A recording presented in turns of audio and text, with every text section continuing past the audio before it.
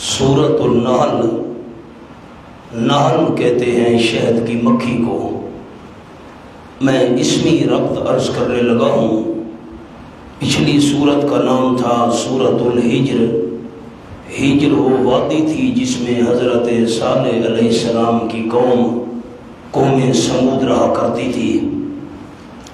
فرمایا اصحاب ہجر کے واقعہ سے عبرت حاصل کرو، اگر اس سے نصیحت نہیں پکڑتے تو النحل شہد کی مکھی کا حال دیکھ لو، شاید تمہارے لیے وہی عبرت کا سبب بن جائے۔ شہد کی مکھی النحل کا شہد بنانا یہ اللہ کی قدرت کا ایک ادنا سا نمونہ ہے۔ اسی سے عبرت حاصل کر کے مسئلہ توحید مان لو۔ سورت کا مضامین کا ربط، مانوی ربط، سورت ابراہیم میں وقائع بیان کیے تھے، دنیاوی اخروی تخویفات اور انعامات۔ فرمایا مان لو ورنہ پچھتاؤ گے۔ پھر 5 تخویف دنیاوی کے نمونے بیان کیے سورۃ الحجر میں، 3 پچھلی امتوں کے اور 2 اس آپ صلی اللہ علیہ وسلم کی امت کے۔ دیکھو نہ مانا، ان کو پچھتانا پڑا، وہ ہلاک ہو گئے۔ سورۃ النحل میں فرمایا تم دعوی توحید نہیں مانتے ہو اور بوجہ ضد عذاب مانگتے ہو تو عذاب آیا ہی سمجھو، جلدی نہ کرو۔ چنانچہ تھوڑے عرصے بعد مکہ والوں پر اللہ کریم نے قحط والا شدید عذاب مسلط کر دیا۔ یہ تذکرہ آئے گا انشاءاللہ، آیت نمبر 112 دیکھ لیں۔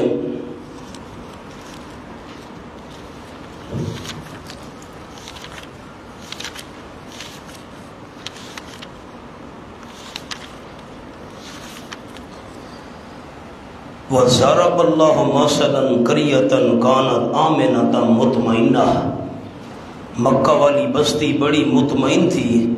یَأْتِیہا رِزْقُہَا رَغَدًا مِنْ كُلِّ مَکَانٍ، ہر طرف سے ان کو روزیاں ملا کرتی تھیں۔ فَكَفَرَتْ بِأَنْعُمِ اللَّهِ، انہوں نے اللہ کی نعمتوں کی ناشکری کی۔ فَأَذَاقَهَا اللَّهُ لِبَاسَ الْجُوعِ وَالْخَوْفِ، اللہ نے انہیں بھوک اور خوف کا لباس چکھا دیا۔ یہ تذکرہ آ رہا ہے، عذاب مانگتے ہو ضد کی وجہ سے، بس عذاب آیا ہی سمجھو۔ کچھ عرصے بعد شدید قحط میں مبتلا ہو گئے، حتیٰ کہ مردار جانور تک بھی کھانے لگ گئے۔ انشاءاللہ تذکرہ آئے گا۔ سورت کا خلاصہ یہ ہے کہ سورت کے 2 حصے ہیں۔ ایک حصہ ہے آیت نمبر 113 تک، وہ ذرا دیکھ لیں۔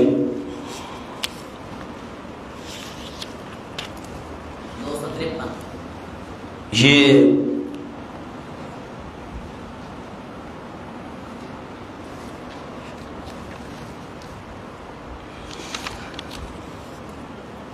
فَكُلُوا مِمَّا رَزَقَكُمُ اللَّهُ حَلَالًا طَيِّبًا، 253 صفحہ۔ یہ وَلَقَدْ جَاءَهُمْ رَسُولٌ مِّنْهُمْ فَكَذَّبُوهُ فَأَخَذَهُمُ الْعَذَابُ وَهُمْ ظَالِمُونَ، بس اتنے تک سورت کا پہلا حصہ ہے۔ اور فَكُلُوا مِمَّا رَزَقَكُمُ اللَّهُ سے لے کر سورت کا دوسرا حصہ ہے۔ یہ دوسرا حصہ چلتا جائے گا۔ یہ دیکھ لیں آیت نمبر 119، ان ربک من بعدها لغفور الرحیم ان ابراہیم کان امۃ، یہ لغفور الرحیم تک چلے گا دوسرا حصہ۔ اور پھر حضرت ابراہیم علیہ السلام سے ایک نقلی دلیل پیش کی جائے گی جس کا تعلق سورت کے دونوں حصوں کے ساتھ ہوگا۔ تو جو سورت کا پہلا حصہ ہے اس کے اندر عذاب کا ذکر ہے، 3 بار دعوی توحید کا ذکر ہے، اور نفی شرک فی التصرف، اللہ کے اختیارات میں کوئی شریک نہیں ہے، اس پر 7 عقلی دلائل ذکر کیے گئے ہیں۔ ایک نقلی دلیل بھی ہے، ایک دلیل وحی بھی ہے، اور 2 دفعہ شرک فعلی کی نفی بھی ہے۔ دوسرا حصہ اس کا تذکرہ انشاءاللہ بعد میں کریں گے۔ بسم اللہ الرحمن الرحیم، سورت کا دعویٰ لکھ لیں، اثبات توحید و تردید شرک۔ سورت کا دعویٰ ہے اثبات توحید و تردید شرک۔ بسم اللہ الرحمن الرحیم اتا امر اللہ فلا تستعجلوہ. بس یہاں ہاتھ رکھیے اور سورۃ الانفال کھول لیں. یہ نام پارے کا آخری صفحہ بنے گا. آیت نمبر 32 ہے. وَإِذْ قَالُوا اللَّهُمَّ إِنْ كَانَ هَذَا هُوَ الْحَقَّ مِنْ عِنْدِكَ. 163 صفحہ آیت نمبر 32. وَإِذْ قَالُوا اللَّهُمَّ إِنْ كَانَ هَذَا هُوَ الْحَقَّ مِنْ عِنْدِكَ. ایک بہت بڑا آپ صلی اللہ علیہ وسلم کا مخالف تھا نضر ابن حارث. اس کا تذکرہ ہم پہلے بھی پڑھ چکے ہیں. یہ فارس کے علاقے سے کہانیوں کی کتابیں خرید لایا تھا اور لونڈی کو کہتا تھا کہ تم گانے سناؤ اور خود قصے سناتا تھا اور لوگوں کو کہتا تھا کہ تمہیں آمنہ کلال صلی اللہ علیہ وسلم پرانے قصے سناتا ہے، میں تمہیں ایران والوں کے فارس والوں کے قصے سناؤں. یہ جو نضر ابن حارث تھا یہ اپنی پارٹی کے بندے لے کر بیت اللہ شریف کے سامنے جا پہنچا اور انہوں نے یہ بد دعا کی اپنے لیے. وَإِذْ قَالُوا اللَّهُمَّ إِنْ كَانَ هَذَا هُوَ الْحَقَّ مِنْ عِنْدِكَ. جب کہا ان آپ صلی اللہ علیہ وسلم کے دشمنوں نے اے اللہ اگر ہے ھذا هو الحق، یہ قرآن حق، یہ پیغمبر حق، من عندک تیری طرف سے، ہم نہیں مانتے، تیری طرف سے سچا نبی ہے، تو نے سچا قرآن نازل کیا ہے، نہیں مانتے. فَأَمْطِرْ عَلَيْنَا حِجَارَةً مِّنَ السَّمَاءِ. بس بارش برسا ہم پر پتھروں کی آسمان سے. اَوِئْتِنَا بِعَذَابٍ أَلِيمٍ، یا دے تو ہم کو کوئی عذاب دردناک. بھائی انہوں نے بد دعا کی تھی. نضر ابن حارث تو بدر کے میدان میں بڑی ذلت کے ساتھ مارا گیا اور باقی جو تھے ان پر اللہ نے قحط والا عذاب مسلط کر دیا مکہ مکرمہ کے اندر. تو اب وہ بد دعا انہوں نے کی تھی تو اللہ نے یہ فرمایا اتا امر اللہ. اس پر یہ آیت اتری تھی اتا امر اللہ، آ پہنچا حکم اللہ کریم کا، اللہ کا حکم آ پہنچا. اوپر لکھ لے یعنی شرک کی سزا، شرک کی جو سزا میں عذاب آنا تھا تم نے عذاب کی بد دعا کی وہ آ پہنچا. فلا تستعجلوا، پس نہ جلدی مانگو تم اس کو. تم انکار کے طور پر جلدی مانگ رہے ہو، کہاں ہے عذاب، بڑا عذاب عذاب ہمیں ڈراتے ہو، لے آؤ نا. منکرانہ طور پر تم جلدی مانگتے ہو، بس اللہ کا حکم آ پہنچا عذاب والا. سبحانہ و تعالی عما یشرکون، پاک اللہ کریم اور بلند ہے اما ان معبودان باطلہ سے. عما ماں کے نیچے لکھ لیں معبودان باطلہ. پاک اللہ کریم و تعالی اور بلند ہے اما ان معبودان باطلہ سے یشرکون، جن کو یہ شریک کر رہے ہیں، جن کو یہ شریک کر رہے ہیں اللہ اس سے بلند ہے. مولانا شریک تو وہ ہوتا ہے جو ہم پلہ ہو، برابر ہو، اور یہ ہستیاں تو اللہ سے نیچے ہیں، یہ کیسے اللہ کی شریک بن سکتی ہیں. میں پھر جملہ دوہرا رہا ہوں، میری طرف دیکھ کر ساتھی سن لیں. شریک تو وہ بن سکتا ہے جو ہم پلہ ہو، برابر ہو. جب یہ ہستیاں اللہ سے نیچے ہیں تو اللہ کے برابر کیسے بن سکتی ہیں، شریک کیسے بن سکتی ہیں. ينزل الملائکۃ بالروح من امرہ، مقصد وحی، اللہ کیوں وحی نازل کر رہا ہے. اب ينزلو کے دو معنی ہیں اور دونوں آپ نے لکھنے ہیں. ينزلو کے اوپر لکھ لیں اتارتا رہا ہے. ينزلو کا معنی کیا اتارتا رہا ہے. اب آگے آیت میں لفظ ہے من یشاء، اسی آیت میں من یشاء کے اوپر لکھ لیں چاہتا رہا ہے. اب یہ تو دو معنی ہم نے کر دی، اب دو معنی اور لکھنے ہیں. اب ينزلو کے اوپر دوسرا معنی لکھنا ہے اتار رہا ہے۔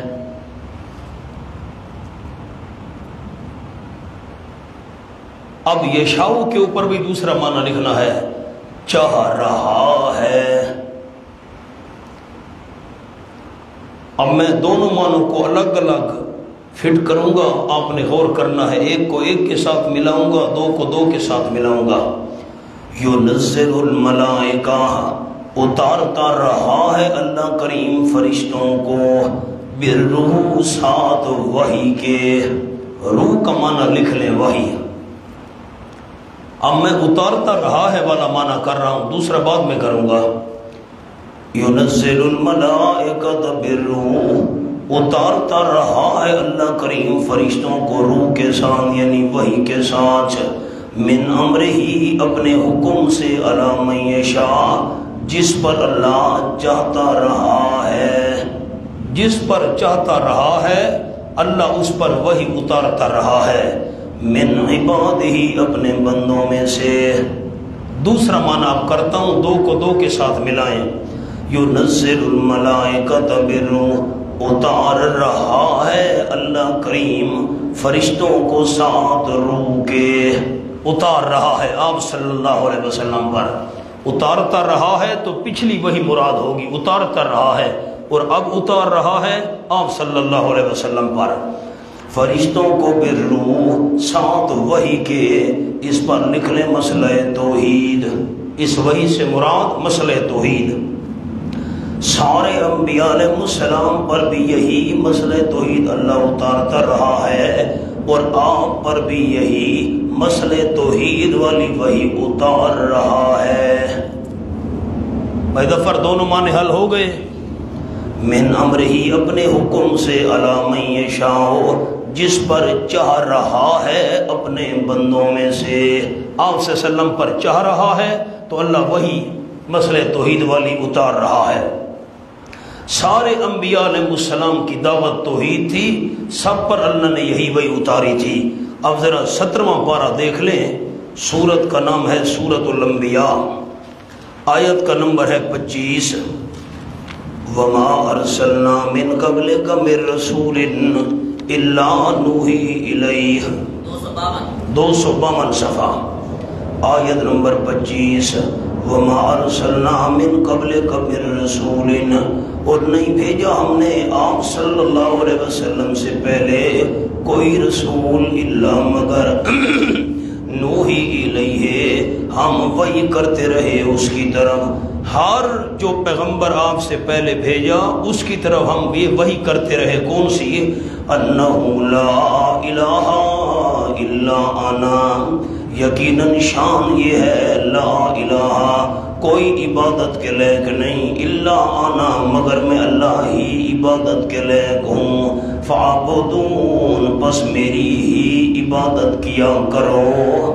ہر پیغمبر کی طرف یہی وحی آئی تھی۔ فرمایا من عبادہ، اپنے بندوں میں سے، عباد پر لکھ لیں یعنی انبیاء علیہ السلام، من عبادہ، اپنے بندوں میں سے یعنی انبیاء علیہ السلام، ان پر اللہ وحی اتارتا رہا ہے، اور آپ صلی اللہ علیہ وسلم پر بھی اتار رہا ہے۔ انذروا، اس پر لکھ لیں وہ روح یہ ہے، وہ روح یہ ہے۔ کون سی روح اتارتا رہا ہے؟ وہ روح یہ ہے، انذروا انہ لا الہ الا انا۔ علماء کے لیے عرض کرتا ہوں، یہ انذروا جو ہے نا، یہ روح سے بدل ہے۔ کون سی روح اتارتا رہا ہے؟ یہ انذروا، یا یہ جو ان ہے نا، یہ مفصلہ ہے، تفصیل کر رہا ہے اس روح کی۔ انہ لا الہ الا انا، انذروا کا معنی لکھیں آگاہ کر دو۔ یہاں انذار سے مراد ہے اعلام، آگاہ کرنا، بتا دو، اگر آگاہ مشکل لفظ ہے، بتا دو۔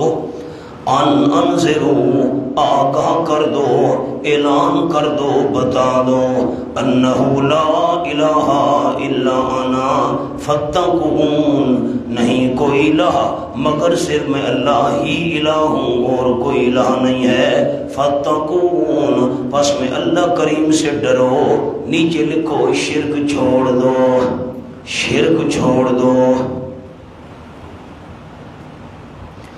اب سارے احباب میری طرف دیکھیں تو میں ایک جملہ سنانا چاہتا ہوں، ينزل الملائکۃ بالروح، میں نے عرض کیا ہے روح سے مراد ہے وحی۔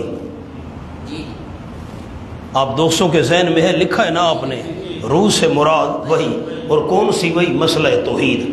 اب میری طرف دیکھیں، وحی کو روح اس لیے کہا گیا ہے، وحی کو روح اس لیے کہا گیا ہے جس طرح روح سے زندگی ملتی ہے وحی کے ذریعے بھی ہمیشہ کی زندگی نصیب ہوتی ہے۔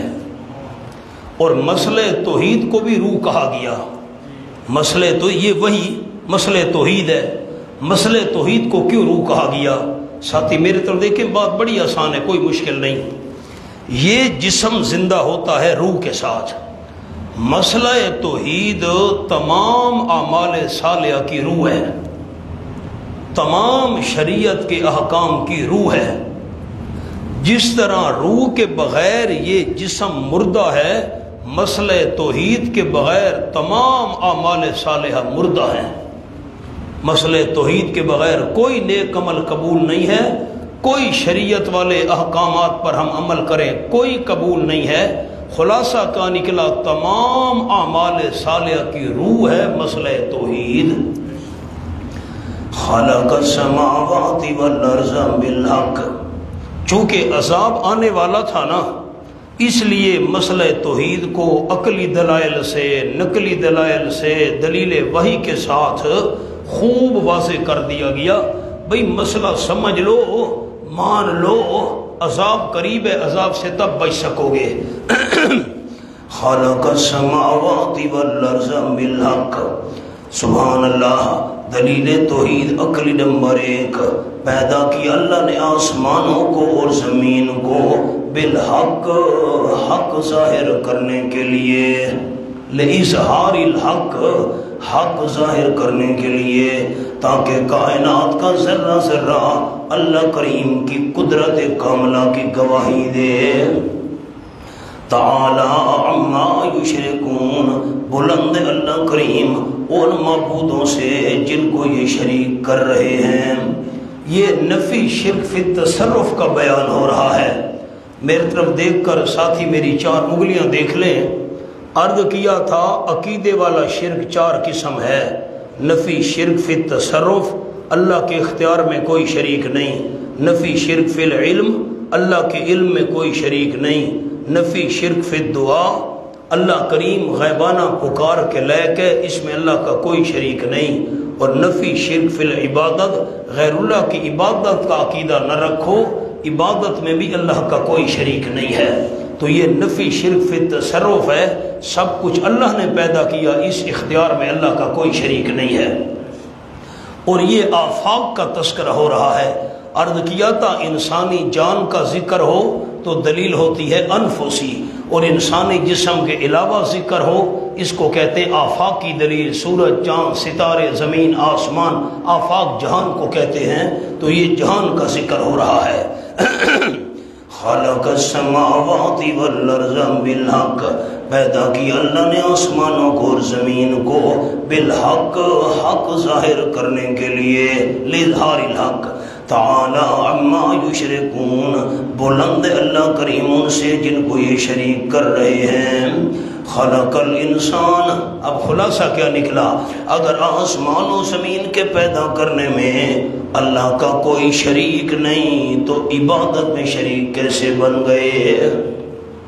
خلق الانسان من نطفۃ، پیدا کی اللہ نے انسان کو پانی کے ایک قطرے سے، ناپاک قطرے سے بنایا۔ اب یہ انفسی دلیل بیان ہو رہی ہے، انسانی جسم کا تذکرہ ہو رہا ہے۔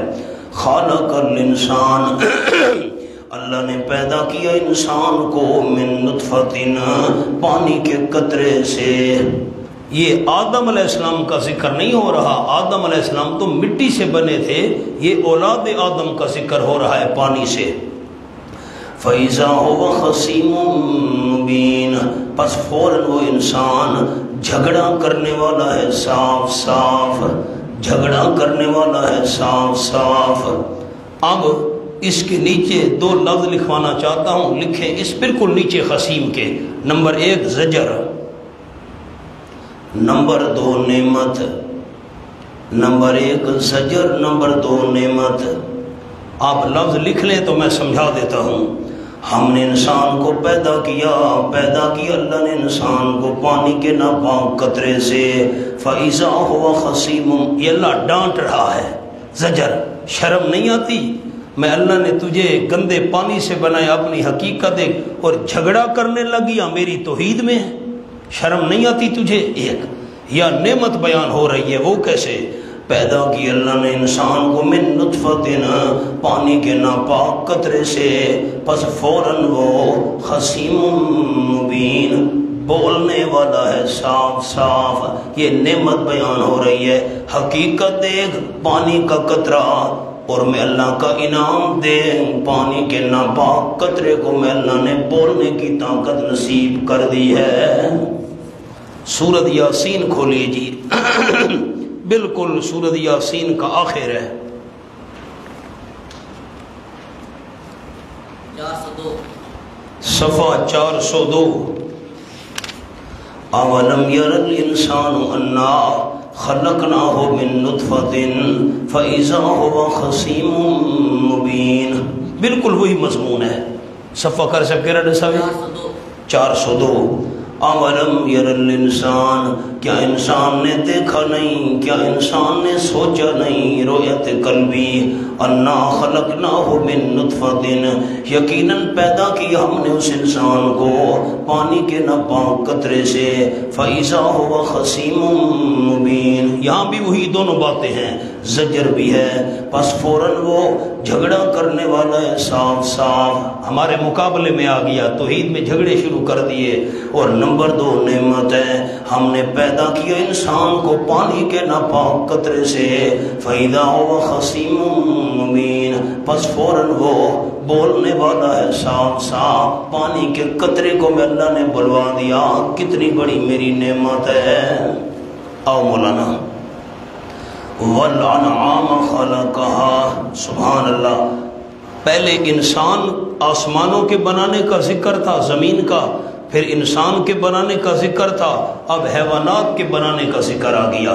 وَالْأَنْعَامَ خَلَقَهَا، یہ حصی نعمت ہے جو محسوس ہوتی ہے، انسان دیکھتا ہے، محسوس کرتا ہے، خلقت حیوانات اور جانور، خَلَقَهَا، پیدا کی اللہ کریم نے ان جانوروں کو، لَكُمْ فِيهَا، تمہارے فائدے کے لیے جانوروں میں، دفعن، گرم ملبوسات ہیں، دفعن، گرم ملبوسات،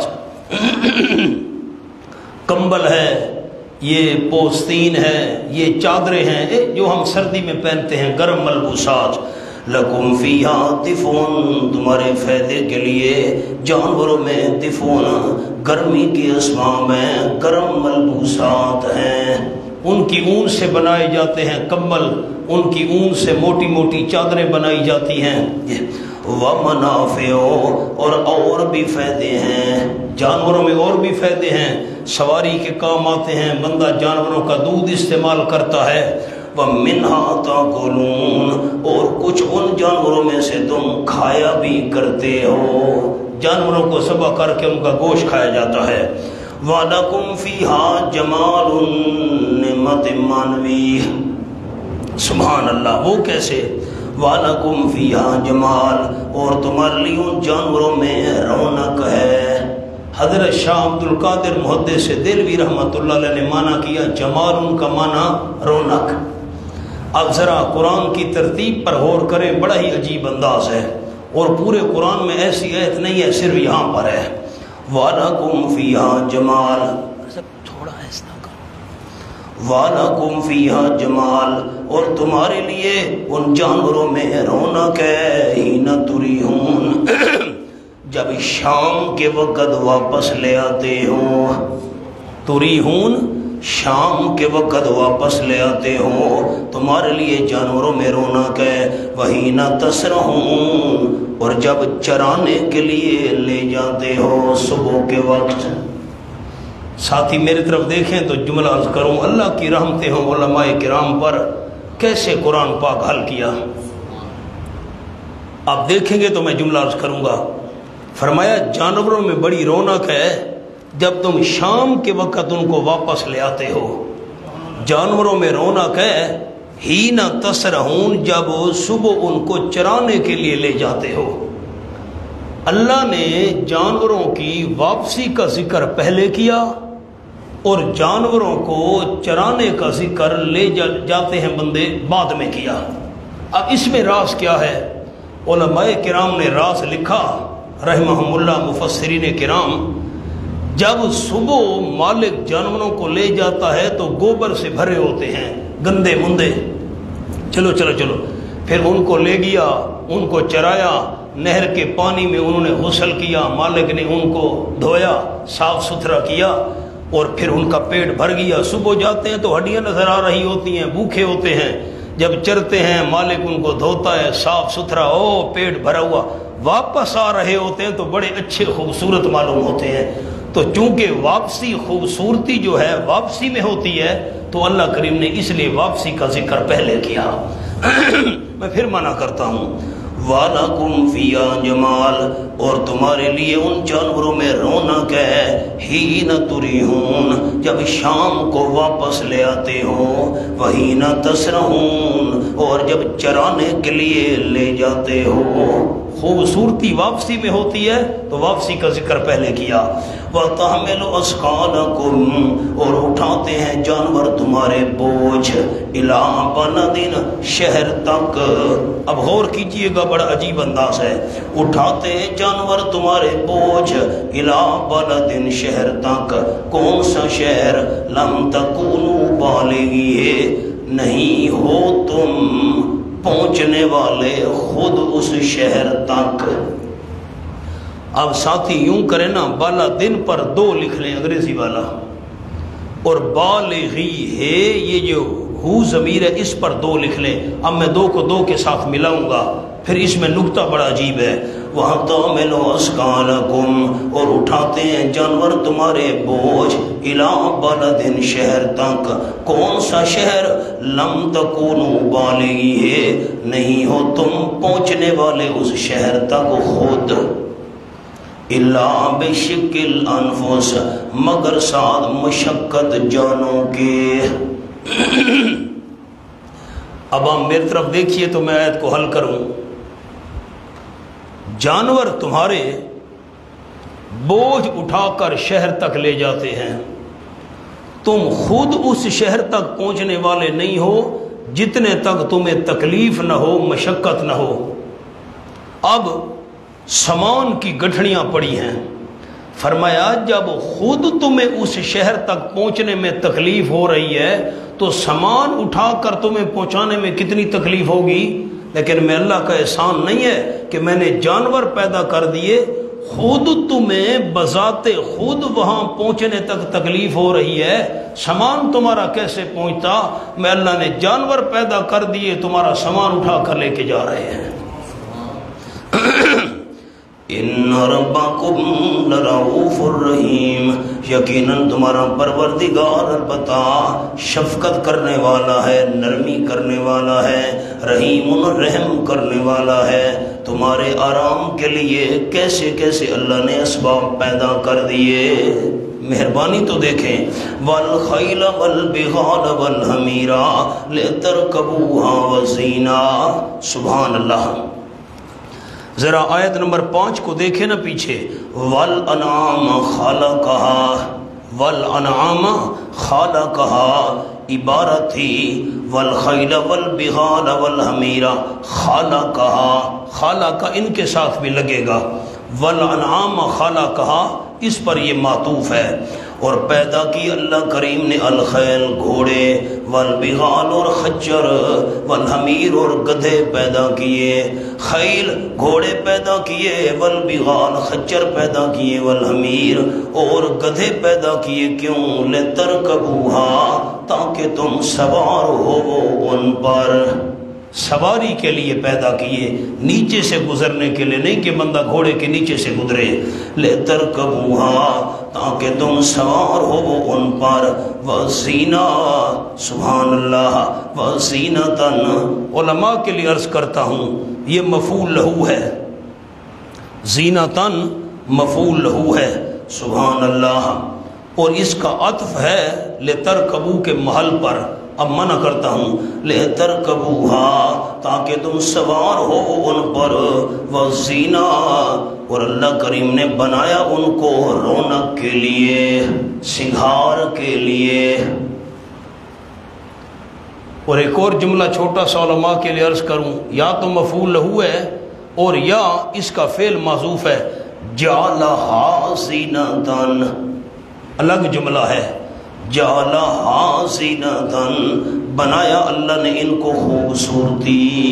خوبصورتی کے لیے بنایا ہے۔ کار پر بندہ آ رہا ہو نا تو اتنا اس میں روب اور دبدبہ نہیں ہوگا جتنا ایک گھوڑے پر سوار ہو کر آ رہا ہو نا بڑا روب معلوم ہوتا ہے، بڑی وجاہت معلوم ہوتی ہے۔ وَيَخْلُقُ مَا لَا تَعْلَمُونَ، خیر گھوڑے تو بنا دیے، خچر تو بنا دیے، والحمیر گدھے تو بنا دیے، سواری کے لیے، سنگھار کے لیے، خوبصورتی کے لیے۔ اللہ بس فرمایا نہیں، وَيَخْلُقُ، اللہ پیدا کرے گا، ماں وہ سواریاں، لا تعلمون، جن کو تم جانتے ہی نہیں ہو۔ جب قرآن پاک نازل ہو رہا تھا اللہ نے ان کو فرمایا جو نزول قرآن کے وقت موجود تھے، ایسی سواریاں اللہ پیدا کرے گا تم جانتے نہیں ہو، آج ہم نے آنکھوں سے دیکھ لی ہیں۔ فرمایا وعلی اللہ قصد السبیل، سبحان اللہ۔ اب اللہ کے نیچے لکھ لے دلیل کا روحانی فائدہ، دلیل کا روحانی فائدہ، یہ لفظ لکھ لیں، میں سمجھاتا ہوں۔ یہ جو ہم نے دلیل بیان کی ہے اس کا روحانی فائدہ کیا ہے؟ وَعَلَى اللَّهِ قَصْدُ السَّبِيلِ، اور اللہ کے ذمے ہے بیان کرنا قصد السبیل، سیدھے راستے کا۔ اللہ کے ذمے ہے بیان کرنا قصد السبیل۔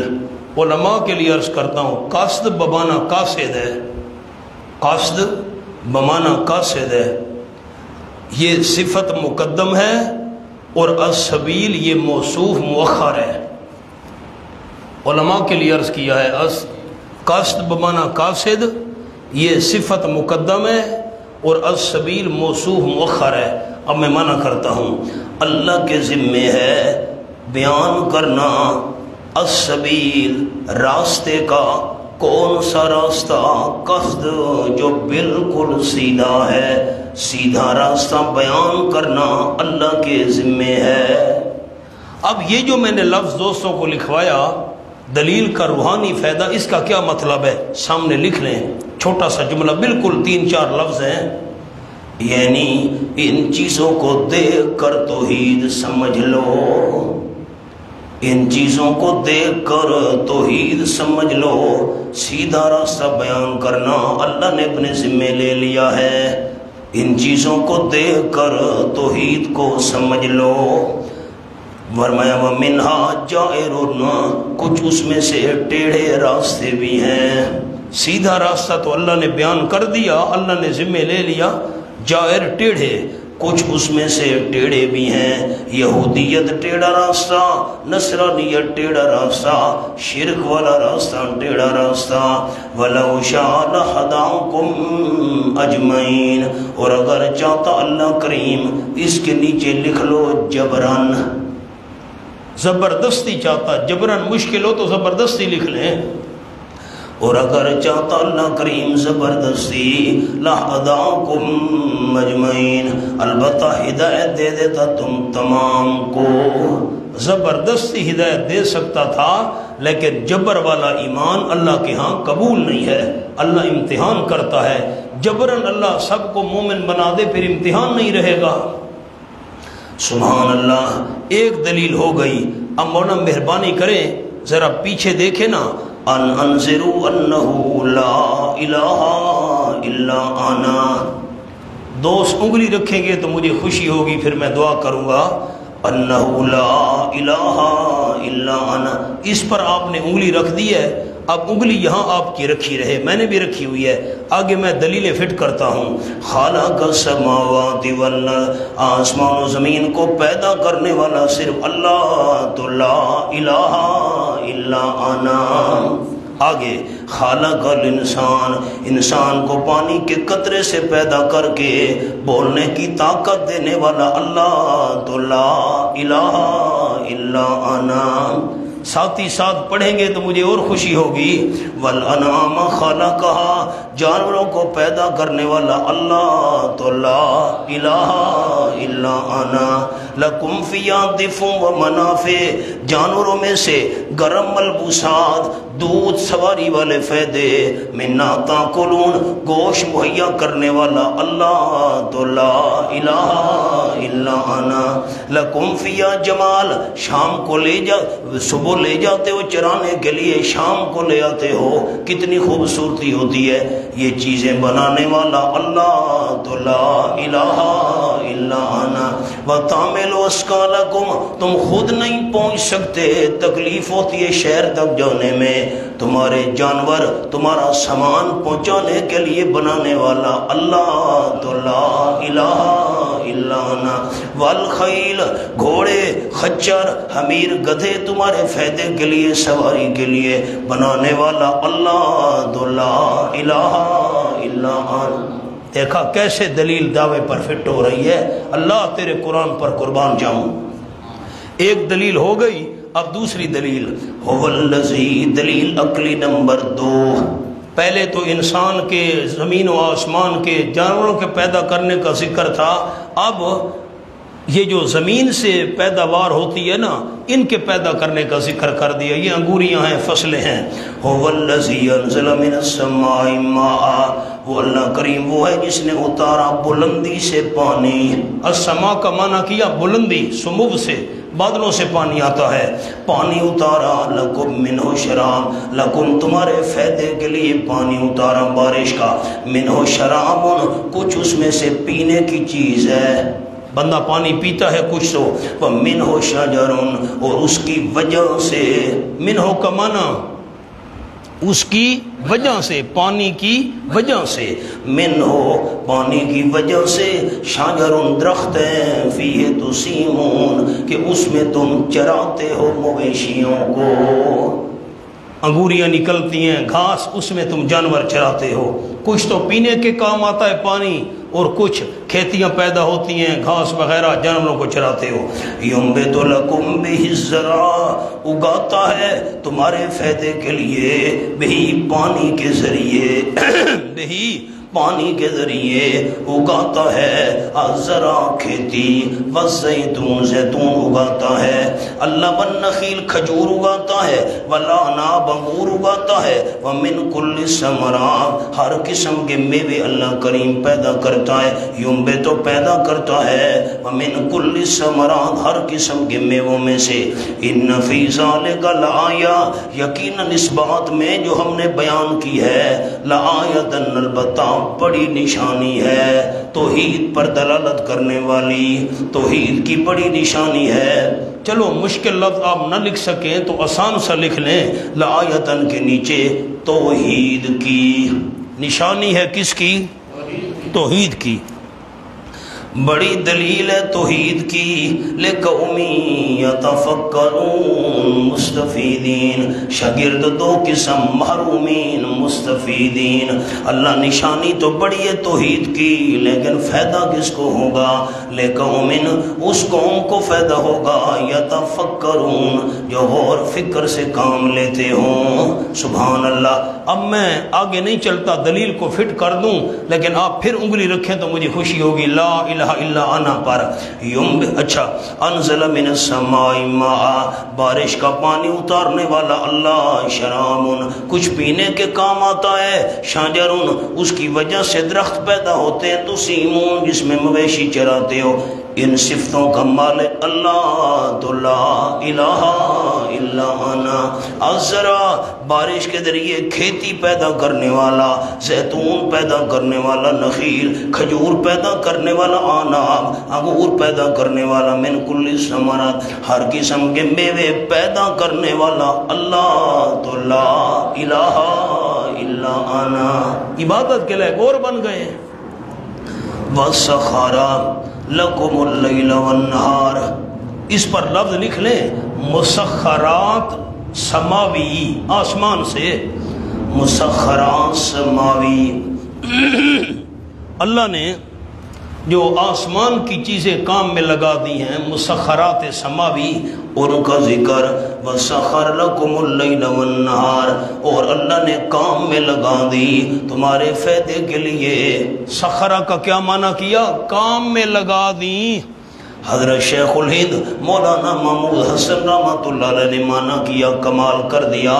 سخرہ یہ معنی نہیں کرنا تابع کر دی اللہ نے تمہارے، رات ہمارے تابع ہے، کوئی دن ہمارے تابع ہے، ہمارے حکم سے چلتا ہے، نہ مولانا سخرہ کا معنی کام میں لگا دی، کام میں لگا دی اللہ کریم نے، لکم تمہارے فائدے کے لیے۔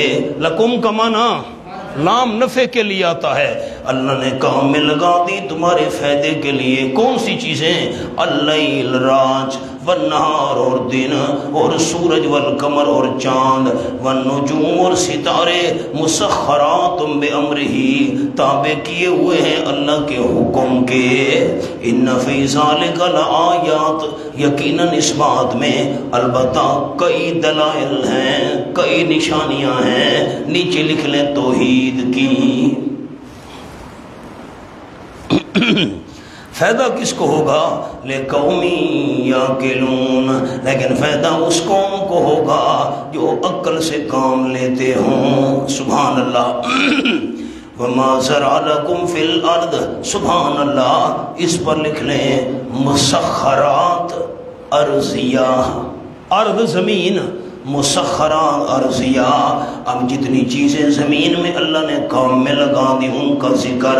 وَمَا زَرَعَ لَكُمْ، اور جو کچھ پھیلا دیا اللہ نے، زَرَعَ پھیلا دیا، نشرہ، اور جو کچھ ماں کا معنی جو کچھ زرع پھیلا دیا اللہ نے لکم تمہارے فائدے کے لیے، فی الارض زمین میں، مختلفا الوانہ مختلف ہونے والے ہیں اس کے رنگ۔ سبحان اللہ۔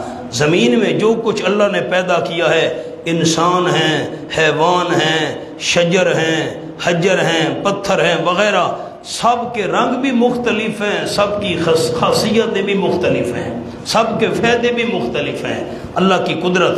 اچھا عجیب بات یہ ہے کہ ہر چیز کی پیدائش مٹی اور پانی سے ہے۔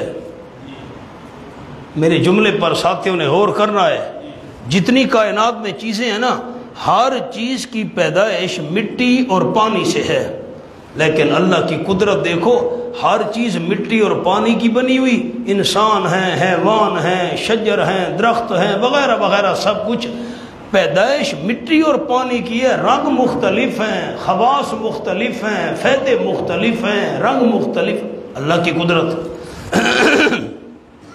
سبحان اللہ۔ مختلفا الوانہ، ایک تو اللہ نے مختلف جنس پیدا کی ہے نا، یہ پھل ہیں، یہ چاول ہے، یہ گندم ہے، یہ جو ہے، یہ جوار ہے، یہ گائے ہے، یہ بھیڑ ہے، یہ بکری ہے، یہ انسان ہے، یہ پتھر ہے، چیزیں۔ اچھا پھر عجیب بات، پھر مثلا اللہ نے پھل پیدا کیے، اب پھل کے اندر قسمیں بنائی ہیں، یہ آم ہے، یہ انار ہے، یہ امرود ہے، یہ پھل۔ اب میں 3 لفظ بولتا ہوں، حیوان پیدا کیے، پھل پیدا کیے، زمین کی فصلیں پیدا کی، اب یہ تو قسمیں۔ اب ان کے اندر دیکھیں، اب یہ جو مثلا پھل ہے، پھل میں کوئی آم ہے، پھل میں کوئی انار ہے، پھل میں کوئی مالٹا ہے، پھل میں کوئی امرود ہے، ایسے چلتے جاؤ۔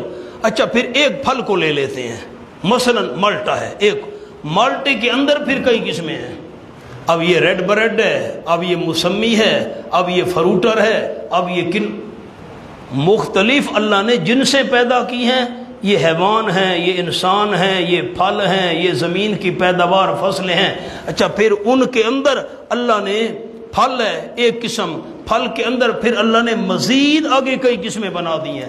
آم ہے بھئی، کوئی لنگڑا آم ہے، کوئی انور ڈٹور ہے، ہمیں تو نام ہی پورے نہیں آتے۔ اللہ کی قدرت ہے، دیکھیں پیدائش مٹی اور پانی سے ہر ایک چیز کی، رنگ بھی مختلف ہیں، قسمیں بھی مختلف ہیں، آگے افراد بھی مختلف ہیں۔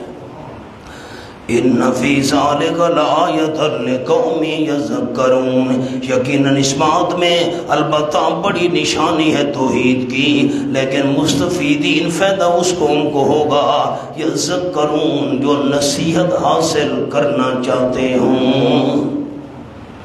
مولانا آپ دلیل کو فٹ تو کر دوں، مہربانی کریں، انگلی رکھ لیں، پھر لا الہ الا انا پر تو ثواب بھی ہو اور مجھے خوشی بھی ہو۔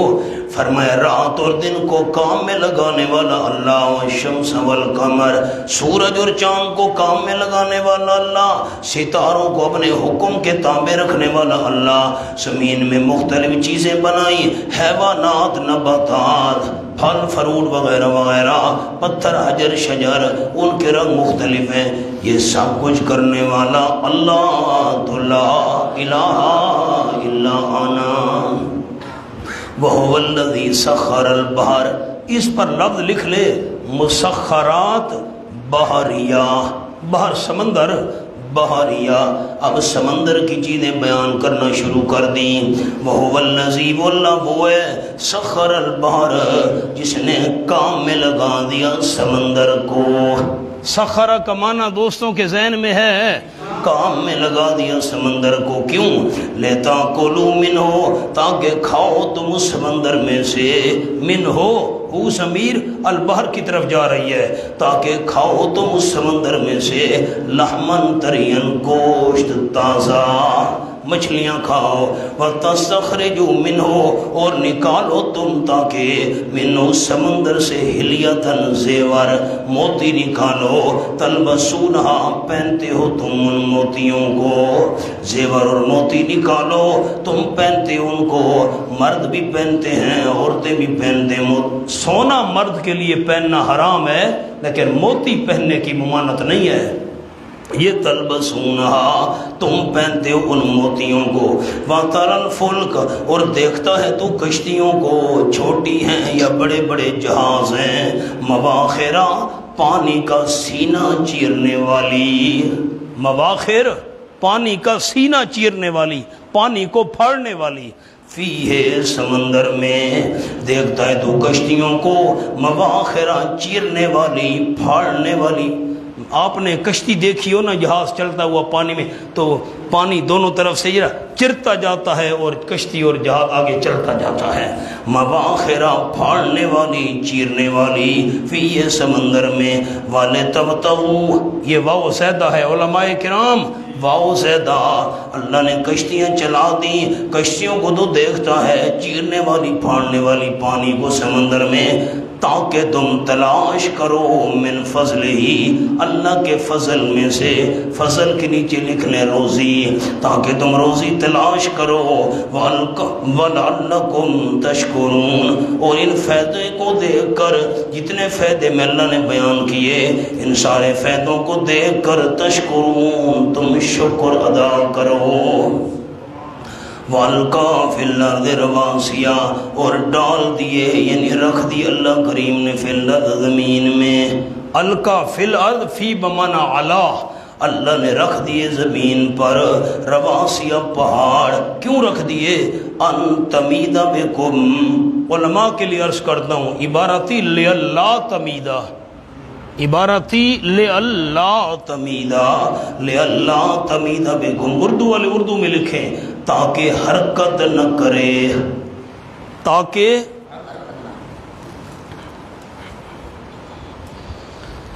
سبحان اللہ، تاکہ حرکت، زمین ہلتی رہتی تو ہم کیسے اس پر اپنا نظام چلاتے، نہ مکان رہتے، نہ ہمارے گھر بار، نہ یہ دکانیں مکان، ہل رہی ہے، ذرا سا چھوٹا سا جھٹکائے چیختے ہوئے ہم باہر نکل آتے ہیں، عمارتیں گر جاتی ہیں، تباہی مچ جاتی، مسلسل ہل رہی ہوتی تو کیسے نظام چلتا؟ اللہ نے زمین میں پہاڑ رکھ دیے ان تمید بکم، تاکہ نہ حرکت کرے تمہیں لے کر، ونہارا اور نہریں رکھ دیں چھوٹی چھوٹی، وسبلن راستے اللہ نے رکھ دیے۔ زمین یہ راستہ ادھر جا رہا ہے، یہ ادھر، یہ اس طرف جا رہا ہے، یہ سڑک ادھر جا رہی ہے، راستے اللہ کریم نے رکھ دیے۔ کیوں؟ لعلکم تہتدون، تاکہ تم منزل مقصود تک پہنچ جاؤ۔ سبحان، قدرتی جو راستے ہیں یہ بھی اللہ کی نعمت ہیں، لیکن صرف راستہ بھی کام نہیں دیتا۔ مونا غور تو کرو میرے جملے پر، راستے اللہ کی نعمت ہیں، راستے نہ ہوتے ہم کیسے سرگودا پہنچتے؟ میں مثال دے رہا ہوں، صرف راستہ ہی کام نہیں دیتا۔ فرمایا وعلامات، اور اللہ نے نشانیاں بھی ساتھ رکھ دیں۔ علامات کے اوپر لکھ لو، مثلا درخت و پہاڑ، مثلا درخت و پہاڑ۔ بھئی یہ جو آپ جائیں گے تلگنگ کی طرف، یہ 15 میل کے بعد جو پہاڑ آئے گا، ہاں بس یہ پہاڑ کراس کریں گے نا تو پھر آگے وہ علاقہ شروع ہو جائے گا۔ یہ اللہ نے نشانیاں رکھ دی ہیں۔ وعلامات، راہوں کی پہچان کے لیے اللہ نے نشانیاں بھی رکھ دی ہیں۔ وبالنجم هم يهتدون، علماء کے لیے عرض کرتا ہوں، آیت کو دیکھیے گے نا، وعلامات تو اس کا عطف ہے رواسیہ پر۔ عبارت یوں بنی، وَأَلْقَىٰ فِي الْأَرْضِ علامات، عبارت کیا بنی؟ القا فی الارض علامات، اللہ نے رکھ دی زمین میں نشانیاں، پہاڑ رکھ دیے، درخت رکھ دیے، تاکہ تم منزل مقصود تک پہنچ سکو۔ وَبِالنَّجْمِ هُمْ يَهْتَدُونَ، اور ستاروں کے ساتھ وہ رہنمائی حاصل کیا کرتے ہیں۔ پرانے لوگ رات کو سفر کرتے تھے نا قطبی ستارے کو دیکھ کر۔ ایک بزرگ سے میری ملاقات ہوئی، اس وقت غالباً اس کی عمر 118 سال تھی۔ وہ کہتا تھا ہم یہاں بکھر کے علاقے سے دہلی جاتے تھے اونٹ لے کر فروخت کرنے کے لیے، وہاں سے سامان لے کر آتے تھے۔ کہتے ہم رات کو سفر کرتے تھے، دن کو تو گرمی ہوتی تھی سخت، پرانی بات ہے، اب 100 سال ہو گئے، تو کہتے ہم رات کو ستاروں کو دیکھ کر سفر کرتے تھے۔ یہ ستارہ اس طرف ہے تو یہ شمال ہوگی، یہ طرف یہ جنوب ہے، یہ شمال، یہ ستاروں کے ذریعے۔ اب میں تہتدون کا ایک جملہ عرض کرتا ہوں، ذرا غور کریں ساتھی۔ انہارا وسبلن لعلکم تہتدون، اللہ نے زمین میں رواسیہ پہاڑ رکھ دیے۔ آپ نے انگلی نہیں رکھی جی، رواسیہ پر انگلی رکھنی ہے نا دوستوں نے۔ اللہ نے زمین میں رواسیہ پہاڑ رکھ دیے، انہارا نہریں رکھ دیں، سبلن اللہ نے راستے رکھ دیے تاکہ تم منزل مقصود تک پہنچو۔ اب تہتدون کا تعلق یا تو سبلن سے ہے۔ اب پچھلی آیت کو انگلی سے چھپا دینا، پچھلی آیت کو چھپا دیں، تمید بکم انہارن، اس کو چھپا دیں۔ اللہ نے زمین میں سبلن راستے رکھ دیے، لعلکم تہتدون، تاکہ تم ان راستوں کے ذریعے منزل مقصود تک پہنچ جاؤ۔ آپ نے بتانا ہے دوستوں نے، لعلکم تہتدون کا تعلق میں نے صرف کس سے بنایا جی؟ آپ نہ سبلن سے، کس سے بنایا؟ وہ پچھلی سیرت چھپا دیں۔ اللہ نے زمین میں سبلن راستے رکھ دیے۔ راستے کیوں رکھے؟ لعلکم تہتدون، تاکہ تم ان راستوں کے ذریعے منزل مقصود تک پہنچو۔ لعلکم تہتدون کا تعلق کس سے ہے؟ سبلن سے۔ اللہ نے زمین میں راستے رکھ دیے، سڑکیں رکھ دیں، راہیں رکھ دیں، تم ان راستوں کے ذریعے منزل مقصود تک پہنچو۔ ایک قول یہ ہے کہ لعلکم تہتدون کا تعلق ہے سبلن سے، راستے کیوں بنائے؟ منزل تک پہنچو۔ ٹھیک ہو گیا۔ اب دوسرا قول خیال، اب لعلکم تہتدون کا تعلق سبلن سے بھی ہے، انہارن سے بھی ہے، رواسیہ پہاڑوں سے بھی ہے۔ دوسرا قول کیا ہے؟ تینوں سے تعلق ہے۔ دوسرا قول کیا ہے؟ اب میں منع کرتا ہوں اور اللہ نے زمین میں رواسیہ پہاڑ رکھ دیے، نہریں رکھ دیں، سبلن راستے رکھ دیے۔ کیوں؟ تاکہ تم ان کے ذریعے تہتدون منزل مقصود تک پہنچ جاؤ۔ مولانا یہ جو پہاڑ ہے نا، نہریں جو ہیں نا یہ بھی دوسرے علاقوں کو جدا کرتی ہیں۔ اب دیکھیں یہ دریائے سندھ ہے، اس کے ایک طرف میاں والی ہے، دوسری طرف ڈیر اسماعیل خان ہے، اب دریا جدا کر رہا ہے۔ تو یہ نہریں اور دریا، اچھا یہ پہاڑی علاقہ ہے سون سکیسر ہے، سون سکیسر کے اس طرف خوشاب کا علاقہ ہے، اس طرف جو ہے میاں والی کا علاقہ ہے۔ تو پہاڑ بھی علاقوں کو جدا کرتے ہیں، نہریں اور دریا بھی جدا کرتے ہیں۔ اللہ نے کیوں بنائے یہ؟ دریا کے اس طرف فلاں شہر ہے، اس طرف فلاں شہر ہے، پہاڑ کے اس طرف فلاں علاقہ ہے، پہاڑ کے اس طرف فلاں علاقہ ہے۔ تو یہ اللہ نے کیوں راستے رکھے، پہاڑ رکھے، نہریں رکھی؟ تاکہ تم منزل تک پہنچ سکو۔ لعلکم تہتدون کا تعلق تینوں کے ساتھ ہے، دو قول ہو گئے۔ اب دلیل کو فٹ کر رہا ہوں، آپ لا الہ الا انا پر انگلی رکھیں گے تو خوشی ہوگی نا مجھے۔ فرمایا سخر البحر، سمندر کو کام میں لگا دیا، سمندر کو کام میں لگانے والا اللہ، لحمن طریا، تازہ گوشت، مچھلیاں بنانے والا اللہ، حلیتن، اس میں تمہارے پہننے کے لیے زیور اور موتی پیدا کرنے والا اللہ، ترل فلک، کشتیاں چلانے والا تمہاری روزی کے لیے اللہ، رواسیاں پہاڑ رکھنے والا اللہ تاکہ زمین حرکت نہ کرے، زمین میں نہریں بنانے والا اللہ، سبلن، راستے بنانے والا اللہ، علامات، راستوں کی پہچان کے لیے نشانیاں، پہاڑ درخت پیدا کرنے والا اللہ، وبالنجم، ستاروں کے ذریعے راستوں کی رہنمائی کرنے والا اللہ۔ تو لا الہ الا انا۔ مولانا یہ انداز ہے رئیس المفسرین سند المحدثین حضرت مولانا حسین علی صاحب رحمۃ اللہ کا، کیسے آیتیں آپس میں فٹ ہو رہی ہیں۔ اللہ کی رحمتیں ہمارے اساتذہ تک، اب ہم چوتھی نسل ہیں، حضرت صاحب، ان سے حضرت شیخ القرآن مولانا غلام اللہ خان صاحب رحمۃ اللہ علیہ، حضرت شیخ القرآن مولانا محمد طاہر پنجپیری رحمۃ اللہ، باقی سارے ہمارے انہوں نے پڑھا، ان سے پھر ہمارے استادوں نے پڑھا، تیسری نسل ان سے ہم نے پڑھا، یہ چوتھی نسل ہے۔ اور میں گناہگار ہوں، نالائق ہوں، کمزور آدمی ہوں۔ کئی ہمارے ساتھی ایسے ہیں جنہوں نے میرے دور تفسیر میں شرکت کی، الحمدللہ اس انداز میں آگے قرآن پڑھا رہے ہیں۔ یہ سلسلہ چل رہا ہے، انشاءاللہ اللہ جاری رکھے گا، انشاءاللہ کہہ دیں۔ أَفَمَن يَخْلُقُ كَمَن لَّا يَخْلُقُ أَفَلَا تَذَكَّرُونَ۔ سبحان اللہ، ذرا پیچھے آئیں، مہربانی کریں۔ یہ میں نے عرض کیا تھا، یہ آیت نمبر 3، خالق السماوات والارض، دلیل عقلی نمبر 1 عرض کیا تھا، دلیل عقلی نمبر 1۔ اور یہ جو آگے ہے نا آیت نمبر 10، هو الذی انزل من السماء ماء، یہ دلیل عقلی نمبر 2۔ دو عقلی دلیلیں بیان ہو گئیں، پھر ان کے اندر مختلف چیزیں اللہ نے بیان کی، دو عقلی دلیلیں بیان ہو گئیں۔ اب خیال، أَفَمَن يَخْلُقُ كَمَن لَّا يَخْلُقُ، اس کے نیچے لکھے مولانا دونوں دلیلوں کا نتیجہ، جلدی جلدی، دونوں دلیلوں کا نتیجہ۔ یہ چیزیں تو تم نے سن لی ہیں، اللہ نے یہ پیدا کیا، یہ کیا، انسان کو، پھر جانوروں کو، آسمانوں کو، سمندر ہے وغیرہ وغیرہ، دونوں دلیلوں کا نتیجہ۔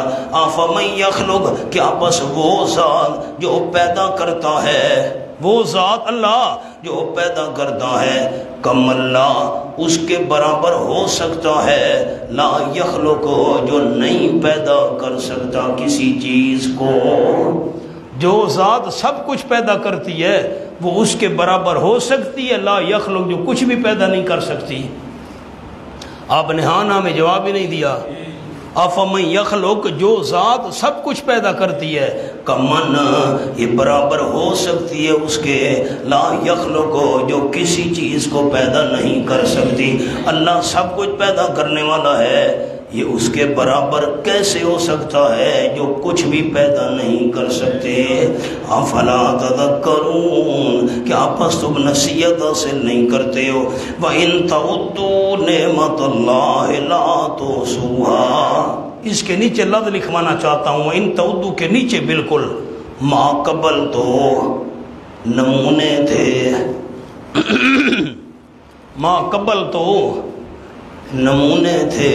یہ جتنی چیزیں بھی ہم نے بیان کی ہیں یہ تو نمونے تھے، ورنہ وَإِن تَعُدُّوا نِعْمَتَ اللَّهِ لَا تُحْصُوهَا، اگر تم شمار کرو اللہ کریم کی نعمت، لا تحصوها، نہیں شمار کر سکو گے اس کو. میں نے سورۃ ابراہیم میں عرض کیا تھا، اگر دوستوں کے ذہن میں ہو تو بہت ساری نعمتیں شمار کرنا تو بعد کی بات ہے، ایک نعمت کو شمار نہیں کر سکتے. تو میں نے عرض کیا تھا ایک نعمت تو ایک ہے، تو عرض کیا تھا پانی ایک نعمت ہے. اللہ کی رحمت ہمارے اساتذہ پر، ہمارے استاد شیخ التفسیر حضرت مولانا امیر عبداللہ صاحب زیدہ مجد نے فرمایا ایک نعمت کو شمار نہیں کر سکتے، ایک تو ایک ہے. فرمایا پانی ایک نعمت ہے. کتنی دفعہ ہم نے پانی زندگی میں پیا بھی خود ہے، شمار نہیں کر. کتنی دفعہ غسل کیا پانی سے، کتنی دفعہ پانی ہم نے وضو کے لیے استعمال، کتنی دفعہ کنویں کا پانی پیا، کتنی دفعہ نہر کا پانی پیا، کتنی دفعہ دریا کا پانی، نلکے کا پانی پیا، موٹر چلا. ایک نعمت ہے، ایک کو استعمال بھی کر چکے ہیں. ایک نعمت کو شمار کرنے کی طاقت نہیں ہے، بے شمار کیسے شمار کر سکو گے. فرمایا ان اللہ لغفور الرحیم، یقیناً اللہ البتہ بخشنے والا مہربان ہے. میں نے سورۃ ابراہیم میں آپ دوستوں کو حاشیہ لکھوا دیا تھا، یہ مقام بھی عرض کیا تھا، دکھایا تھا. اب میری طرف دیکھ لیں، مہربانی کریں. سورۃ ابراہیم میں ہے، نیچے نہیں دیکھنا بیٹا طیب، نیچے نہیں دیکھنا، میں نے حاشیہ لکھوایا تھا شیخ پنج پیر رحمۃ اللہ علیہ کا. سورۃ ابراہیم میں فرمایا وَإِن تَعُدُّوا نِعْمَتَ اللَّهِ لَا تُحْصُوهَا إِنَّ الْإِنسَانَ لَظَلُومٌ كَفَّارٌ. ہاں بڑا ظالم ہے، بڑا ناشکر ہے. اور یہاں إِن تَعُدُّوا نِعْمَتَ اللَّهِ لَا تُحْصُوهَا إِنَّ اللَّهَ لَغَفُورٌ رَحِيمٌ. میں نے وہاں فرق لکھوایا تھا، آپ دو سن لیں مجھ سے، میں آپ کو یاد کرا دیتا ہوں. حوالہ کھولنے کا دوبارہ وقت نہیں. جب کوئی کسی پر احسان کرتا ہے تو دو حال ہوتے ہیں، میں نے لکھوایا تھا. ایک جس پر احسان ہوا ہے اس کا کیا حال ہے. فرمایا جس پر احسان ہوا ہے نا، ان الانسان لظلوم کفار، وہ تو ناشکری میں لگا ہوا ہے. اور نمبر دو، جس نے احسان کیا ہے، احسان کر کے وہ پشیمان تو نہیں ہے کہ مجھے تو احسان نہیں کرنا چاہیے تھا، یہ تو ناشکری کر رہا ہے. فرمایا نا یہ ان اللہ لغفور رحیم، ذکر محسن، اوپر لفظ لکھ لیں ذکر محسن، احسان کرنے والا. ان اللہ لغفور رحیم، ذکر محسن. سورۃ ابراہیم میں اس کا ذکر تھا جس پر احسان ہوا، اور یہاں اس کا ذکر ہے جس نے احسان کیا. ان اللہ لغفور الرحیم، ناشکری دیکھتا بھی ہے انسان کی پھر بھی فوراً نہیں پکڑتا. سامنے جملہ لکھے مولانا ان اللہ لغفور الرحیم. ذکر محسن تو میں نے آپ کو اوپر لکھوا دیا، اب حاشیے پر سامنے ایک جملہ لکھ لیں، ناشکری پر فوراً نہیں پکڑتا، ناشکری پر فوراً نہیں پکڑتا. آگے بھی لکھ لیں انعام و احسان کا دروازہ بند نہیں کرتا، انعام و احسان کا دروازہ بند نہیں کرتا. اب احباب نے دیکھا ہے کیسے موتیوں کی طرح آپس میں آیتیں پروئی ہوئی ہیں. سبحان اللہ. ان اللہ لغفور رحیم، اللہ بخشنے والا مہربان ہے. کیا جملہ لکھوایا دوستوں کو، ناشکری پر فوراً نہیں پکڑتا. ناشکری دیکھتا ہے، شرک دیکھتا ہے، کفر دیکھتا ہے، لیکن انعام و احسان کا دروازہ بند نہیں کرتا. فرمایا واللہ یعلم ما تسرون و ما تعلنون. سبحان اللہ. تیسری عقلی دلیل لکھ لیں، دلیل عقلی نمبر 3. اب یہاں نفی شرک فی العلم کا بیان ہوگا. اللہ کے علم میں کوئی، پیچھے تھا نفی شرک فی التصرف، اللہ کے اختیار میں کوئی شریک نہیں. یہاں نفی شرک فی العلم، اللہ کے علم میں کوئی شریک نہیں. کیسے؟ واللہ یعلم، اللہ جانتا ہے، ما تسرون، جو تم چھپاتے ہو، وما تعلنون، جو کوئی تم ظاہر کرتے ہو. سارا علم بھی اللہ کے قبضے میں ہے، اس علم میں اللہ کا کوئی شریک نہیں ہے. والذین یدعون من دون اللہ، مولانا غور کرنا، مہربانی کرنا، پیچھے 2 دلیلیں گزر چکی ہیں، سب کچھ کرنے والا اللہ۔ میرا آپ جملہ سمجھیں گے تو اگلی سمجھ آئے گی۔ پیچھے 2 دلیلیں گزر چکی ہیں کہ سب کچھ کرنے والا اللہ، اور یہ جو تیسری دلیل دی ہے سب کچھ جاننے والا اللہ۔ آپ نے اتفاق کیا میری بات سے؟ پچھلی 2 دلیلوں کا خلاصہ سب کچھ کرنے والا اللہ، اور واللہ یعلم اس کا خلاصہ سب کچھ جاننے والا اللہ۔ آگے غور، والذین یدعون من دون اللہ، اس آیت کا تعلق پہلی 2 دلیلوں سے ہے۔ پہلی 2 دلیلوں کا خلاصہ تو مجھے سنائیں۔ سب کچھ کرنے والا، یہ جو آیت اب پڑھنے لگے ہیں نا، اس کا تعلق پہلی 2 دلیلوں سے، سب کچھ کرنے والا اللہ۔ کیسے؟ والذین یدعون من دون اللہ، جن ہستیوں کو یہ پکار رہے ہیں۔ کچھ الذین ذہن میں ہے صراط الذین، راستہ ان بتوں کا نا، راستہ ان لوگوں کا۔ والذین یدعون، جن لوگوں کو، جن ہستیوں کو یہ پکار رہے ہیں اللہ کے سوا، لا یخلقون شیئا، وہ نہیں پیدا کر سکتے کوئی چیز، ایک ذرہ بھی وہ تو سب کچھ اللہ نے پیدا کیا تھا۔ وہ 2 دلیلیں آپ خاموش ہو گئے، وہ 2 دلیل، سب کچھ اللہ نے پیدا کیا تھا۔ اور جن کو یہ پکار رہے ہیں اللہ کے سوا، سارے معبود مراد ہیں من دون اللہ میں عموم مجاز کے طور پر، سارے مشرکین کے معبود جن جن کو پکار رہے ہیں اللہ کے سوا، لا یخلقون شیئا، نہیں پیدا کر سکتے وہ کوئی چیز، وہم یخلقون، وہ خود پیدا کیے جاتے ہیں، وہ خود مخلوق ہیں، خالق نہیں ہے۔ خالق سب کا اللہ ہے۔ اس آیت کا تعلق کون سی دلیلوں کے ساتھ تھا؟ پہلی 2 دلیلیں۔ تیسری دلیل کون سی تھی؟ واللہ یعلم، اللہ سب کچھ جانتا ہے۔ اب جو آیت ہے نا، اموات غیر احیاء وما یشعرون ایان یبعثون، یہ تیسری دلیل سے متعلق ہے۔ تیسری دلیل کون سی تھی؟ آپ نے پڑھنی ہے۔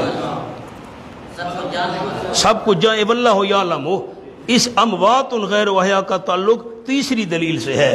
پہلی آیت کا تعلق لا یخلقون، اس کا تعلق پہلی 2 دلیلوں سے تھا۔ سب کچھ اللہ نے پیدا کیا، مشرکین جن کو پکار رہے ہیں وہ کچھ پیدا نہیں کر سکتے۔ اب اموات غیر احیاء، اس کا تعلق تیسری دلیل سے ہے۔ اموات غیر احیاء، جن جن کو پکار رہے ہیں وہ مردہ ہیں، غیر احیاء، زندہ نہیں ہیں، مردہ ہیں، زندہ نہیں ہیں۔ وما یشعرون ایان یبعثون، اور ان کو پتہ نہیں ہے کہ کب زندہ کر کے اٹھائے جائیں گے۔ جس کو اپنے زندہ ہونے کے وقت کا پتہ نہیں ہے، ساری کائنات کا پتہ کیسے ہوگا؟ اس کا تعلق تیسری دلیل سے ہے، سب کچھ جاننے والا اللہ ہے۔ اب مولانا غور کریں، اموات غیر احیاء، مشرکین جن جن کو پکار رہے ہیں وہ کوئی چیز پیدا نہیں کر سکتے، خود مخلوق ہیں۔ اموات، وہ مردہ ہیں، غیر احیاء، زندہ نہیں ہیں۔ وما یشعرون ایان یبعثون، ان کو پتہ نہیں ہے، شعور نہیں ہے، وہ جانتے نہیں ہیں، ایان بمعنی متی، کب یبعثون، زندہ کر کے اٹھائے جائیں گے۔ ساتھی میری طرف دیکھیں، نیچے نہیں دیکھنا، مہربانی کریں۔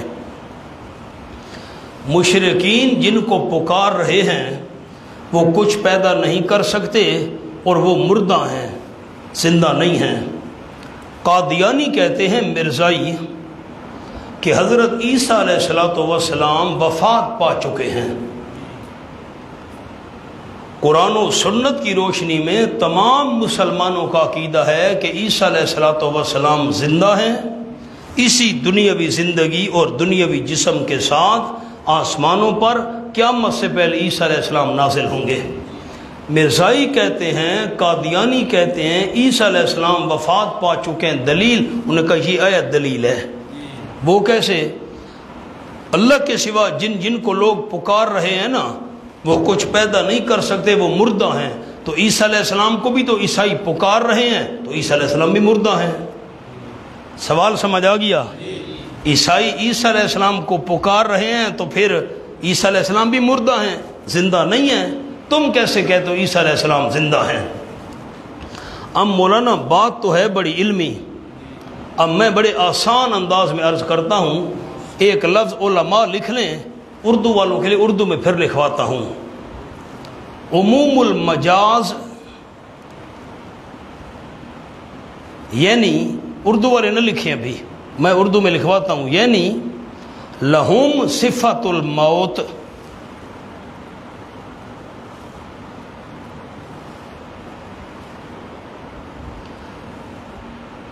اب علماء میری طرف دیکھیں تو میں علماء کو جملہ عرض کر دوں پھر اردو والے ساتھی کو لکھواتا ہوں.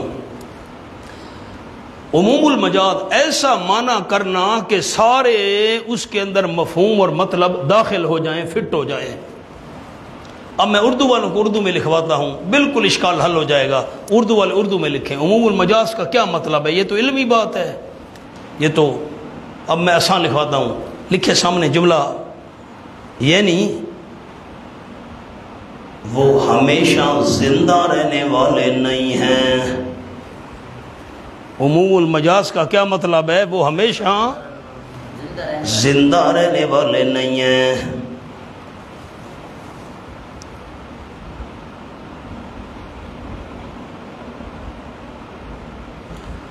اب مولانا غور کریں، اب میں اشکال حل کرتا ہوں لیکن معنی سن لیں.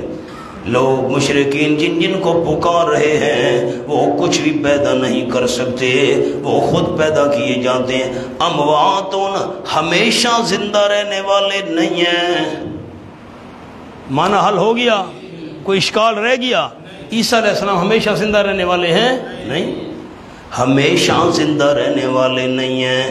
امواتون مردہ ہیں، یعنی ہمیشہ زندہ رہنے والے نہیں ہیں. جب عیسیٰ علیہ السلام آئیں گے وفات ان پر آئے گی، وہ بھی اسی میں داخل ہیں، ہمیشہ زندہ رہنے والے نہیں ہیں. تو پھر وہ کیسے غیبانہ پکار کے لائق بن سکتے ہیں؟ وما یشعرون ایان یبعثون. اشکال حل ہو گیا کہ نہیں ہو گیا؟ جن جن کو مشرکین پکار رہے ہیں وہ ہمیشہ زندہ رہنے والے. دیکھیں نا، یا تو ان میں زندگی آئی نہیں، جیسے بت ان میں تو زندگی آئی نہیں، وہ بھی زندہ ہمیشہ نہیں ہے.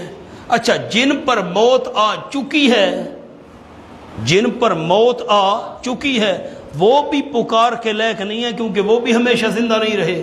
اچھا، جن پر موت آنے والی ہے، فرشتوں پر آئے گی، جبرائیل پر آئے گی، عیسیٰ علیہ السلام پر آئے گی، جو بعد میں قیامت تک بندے پیدا ہونے والے ان پر موت آئے گی. خلاصہ یہ ہے جو سدا زندہ رہنے والے نہیں ہیں وہ پکار اور عبادت کے لائق. علماء کے لیے عرض کروں ایک بات، علماء کے لیے یہ یخلقون ہے نا، لا یخلقون شیئا وہم یخلقون. یہ یخلقون یخلقون یہ دو بار آیا ہے نا، یخلقون یخلقون. اب اس میں واو نون آئی ہے، یخلقون یخلقون، یہ علماء کے لیے واو نون آئی ہے، ٹھیک ہو گیا. اور پھر ہم ضمیر آئی ہے، ہم یخلقون، یہ ہم یخلقون ہم بھی آئی ہے. مونا یخلقون واو نون آیا، ہم ضمیر آئی. اب یہ جو یخلقون کے اندر ضمیر ہے، یخلقون کے اندر ضمیر ہے، یہ ساری ذوی العقول کے لیے ہیں. کس کے لیے ہیں؟ ذوی العقول کے لیے. لوگ کہتے تو بتوں والی ایتیں پڑھتے ہو. آسان لفظ میں نے باقی ساتھیوں کے لیے تو عرض کر دیا، والذین، الذین کا معنی بت تو نہیں ہوتا، یہ ذوی العقول کا ذکر ہو رہا ہے، جو عقل رکھنے والے ہیں، شعور رکھنے والے ہیں. اموات مردہ ہیں. ایک اور چھوٹی سی بات کہتا ہوں، اللہ یہ کہہ دیتا اموات، آیت کو دیکھیے گا، مردہ ہیں، وما یشعرون، یہ بھی کافی تھا. میرے اردو والے ساتھیوں نے غور نہیں کیا. اللہ فرماتا نا کچھ پیدا نہیں کر سکتے، اموات مردہ ہیں، وما یشعرون ایان یبعثون، ان کو تو یہ بھی پتہ نہیں ہے کب زندہ کرے. غیر احیاء نبی ہوتا پھر بھی بات سمجھ آ جاتی. سوال نہیں سمجھا میرے ساتھیوں نے. اللہ کہہ دیتا وہ مردہ ہیں، ان کو پتہ، ساتھ غیر احیاء ذکر کر دیا. اللہ کو پتہ تھا نا لوگوں نے کہنا ہے اوپر سے مردہ ہیں، اندر سے زندہ ہیں. اللہ کو پتہ تھا نا لوگ کہیں گے اوپر سے مردہ ہیں، اندر سے زندہ ہیں. فرمایا نہیں، اموات مردہ ہیں، غیر احیاء زندہ نہیں ہیں. اب کوئی شک شبے کی گنجائش رہ گئی؟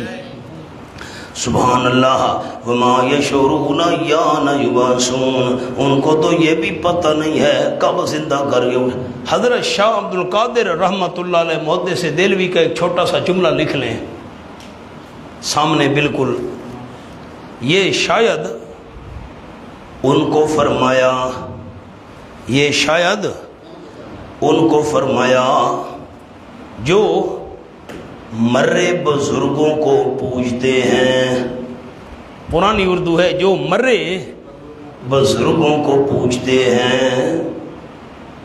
شاہ صاحب کا حوالہ، شاہ عبد القادر محدث دہلوی، کیا جملہ اردو کا عرض کیا مولانا؟ یہ شاید ان کو فرمایا جو مرے بزرگوں کو پوجتے ہیں۔ دیکھا حضرت شاہ صاحب بھی فرما گئے بھئی یہ بتوں کے بارے میں نہیں آیا تھا، فرمایا الہکم الہ واحد۔ سبحان اللہ، یہ ثمرہ بھی ہے، نتیجہ بھی ہے دلائل کا۔ اب نتیجہ کیسے بنے گا؟ ورنہ پیچھے کتنی باتیں گزر چکی، سب کچھ کرنے والا اللہ، سب کچھ، آپ چپ کر گئے، سب کچھ کرنے والا اللہ، سب کچھ جاننے والا، تو نتیجہ الہکم الہ واحد، تمہارا معبود ہے ایک۔ جب سب کچھ کرنے اور جاننے والا صرف اللہ تو الہ بھی صرف اللہ۔ نتیجہ بھی آ گیا اور دعوے کو دہرایا ہے۔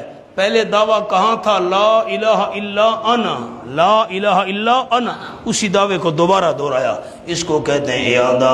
دعوے کو پہلے کو دوبارہ دہرایا، وَإِلَٰهُكُمْ إِلَٰهٌ وَاحِدٌ، الہ تمہارا الہ ہے ایک، معبود تمہارا معبود ہے ایک۔ فَالَّذِينَ لَا يُؤْمِنُونَ بِالْآخِرَةِ، یہ زجر اللہ ڈانٹ رہا ہے، آخرت کا ڈراوا بھی ساتھ ہے، تخویف اخروی۔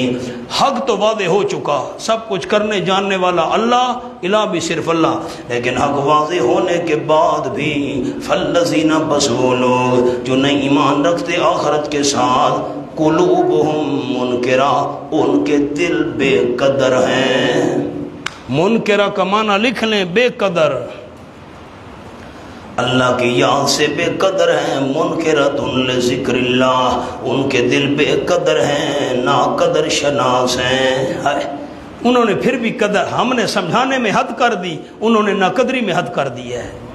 آخرت کو نہیں مانتے جو لوگ، ان کے دل، ایک صفت قلوبہم منکرہ، صفت نمبر ایک، ان کے دل بے قدر ہیں، وہ مستکبرون، اور وہ آکڑ کرنے والے ہیں، مغرور ہیں، بڑا بننے والے ہیں، نہیں مانتے ہم مسئلہ توحید۔ اچھا، لا جرمہ پکی بات ہے، لا جرمہ کا معنی پکی بات ہے، یقینی بات ہے، ان اللہ، یقین اللہ کریم یعلم، جانتا ہے، ما یسرون وما یعلنون، جو وہ چھپاتے ہیں اور جو وہ ظاہر کرتے ہیں۔ کر لیں، خیر ہے، ان کے دل نہ قدری کر لیں، آکڑ کر لیں، توحید نہ مانیں، اللہ جانتا تو ہے۔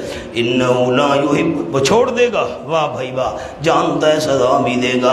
انہو لا یحب المستکبرین، یقیناً اللہ نہیں پسند کرتا آکڑ کرنے والوں کو۔ نیچے لکھ لیں از توحید، از توحید، توحید سے آکڑ کرنے والوں کو اللہ پسند نہیں کرتا، اللہ ان سے پیار نہیں کرتا۔ وَإِذَا قِيلَ لَهُمْ مَاذَا أَنزَلَ رَبُّكُمْ قَالُوا أَسَاطِيرُ الْأَوَّلِينَ۔ سبحان اللہ، یہ شکوہ آ گیا، اللہ ان کی شکایت کر رہا ہے، آخرت کا ڈراوا بھی ہے، تخویف اخروی۔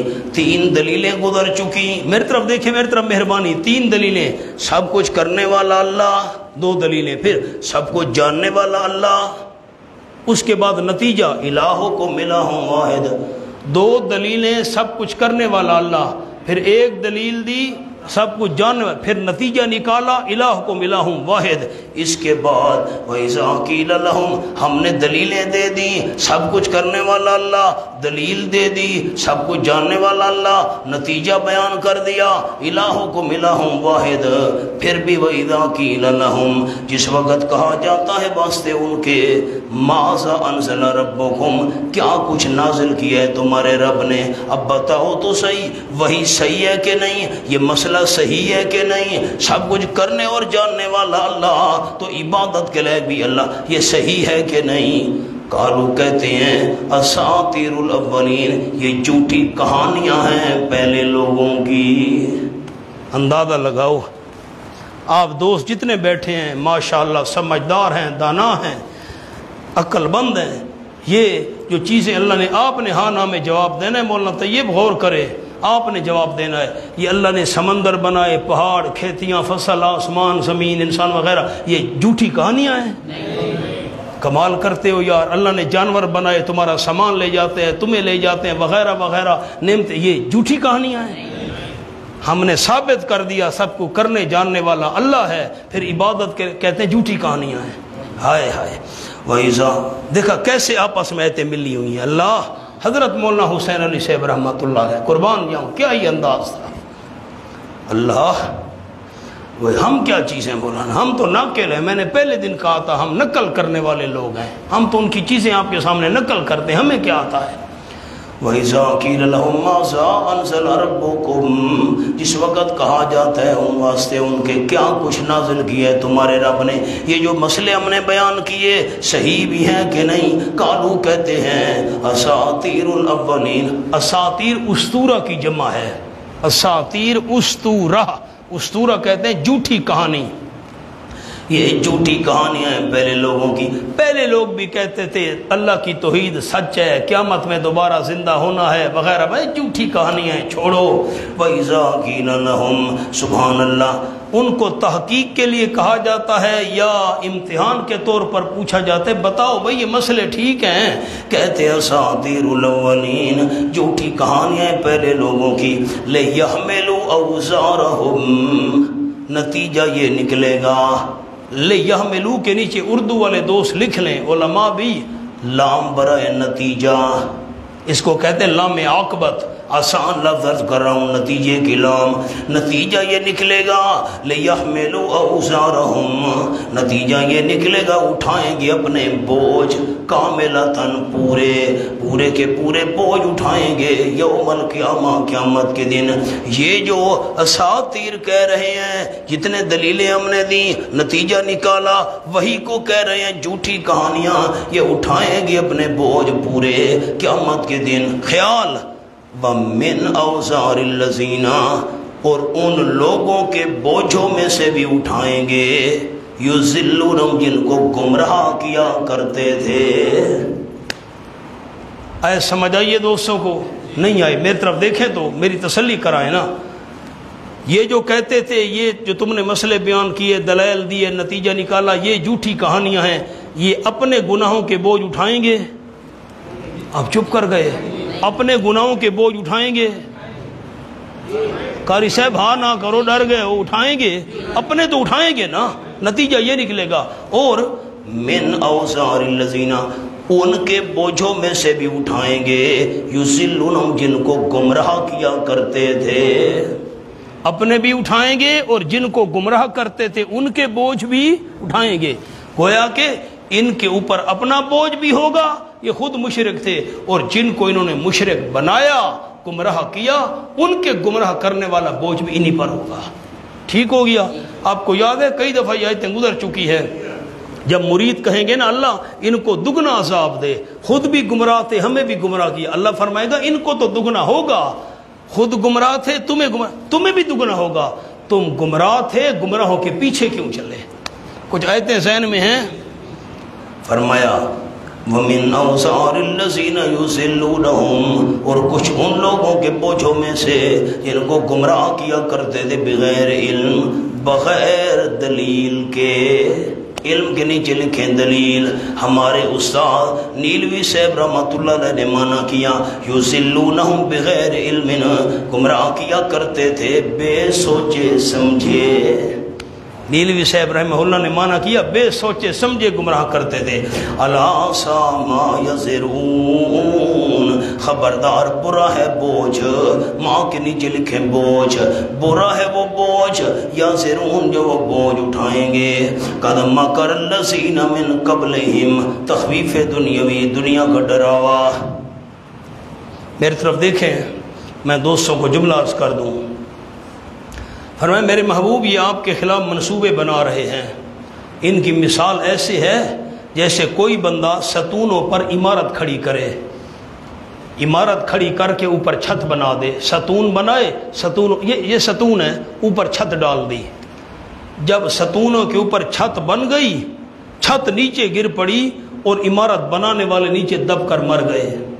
یہ اللہ نے ایک مثال دی ہے، میرے پیغمبر یہ جو آپ کے خلاف منصوبے بنا رہے ہیں ان کا حال بھی یہی ہوگا، جیسے کوئی ستونوں پر چھت بنائے، چھت گر پڑے، بنانے والا نیچے دب جائے۔ یہ جو آپ کے خلاف منصوبے بنا رہے ہیں یہ منصوبے سارے انہی کے اوپر آپ پڑیں گے، خود یہ تباہ و برباد ہو جائیں گے، آپ کا کوئی کچھ نہیں بگاڑ سکے گا۔ سورۃ الانفال دیکھ لیں آیت نمبر 30۔ وَإِذْ يَمْكُرُ بِكَ الَّذِينَ كَفَرُوا لِيُثْبِتُوكَ أَوْ يَقْتُلُوكَ أَوْ يُخْرِجُوكَ۔ 163۔ وَإِذْ يَمْكُرُ بِكَ الَّذِينَ كَفَرُوا لِيُثْبِتُوكَ، جب تدبیریں کر رہے تھے آپ صلی اللہ علیہ وسلم کے متعلق وہ لوگ جنہوں نے کفر کیا، کافر تدبیریں کر رہے تھے، نمبر 1 لِيُثْبِتُوكَ، تاکہ آپ صلی اللہ علیہ وسلم کو قید کر دیں، او یقتلوا یا قتل کر دیں، او یخرجوا یا نکال دیں، یہ منصوبے بنا رہے تھے۔ وَيَمْكُرُونَ، وہ تدبیریں سوچ رہے تھے آپ کے نقصان کی۔ وَيَمْكُرُ اللَّهُ، اللہ تدبیر کر رہا تھا آپ کی نجات کی۔ وَاللَّهُ خَيْرُ الْمَاكِرِينَ، اللہ بہتر تدبیر کرنے والوں کا ہے۔ سبحان اللہ۔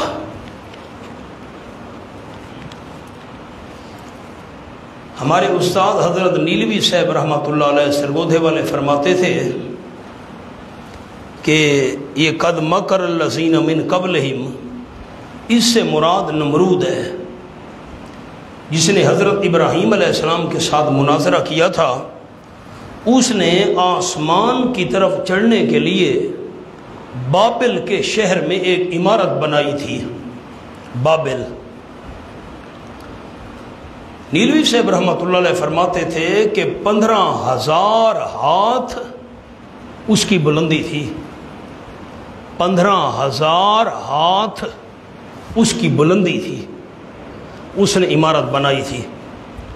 اللہ کی شان، میں آسمان کی طرف چڑھوں گا، اب آسمان پر کون چڑھ سکتا ہے، لیکن اس کی سوچ تو اللہ کی شان، دریا کے کنارے پر یہ 15,000 ہاتھ اونچی عمارت بنائی تھی، آسمان پر چڑھوں گا۔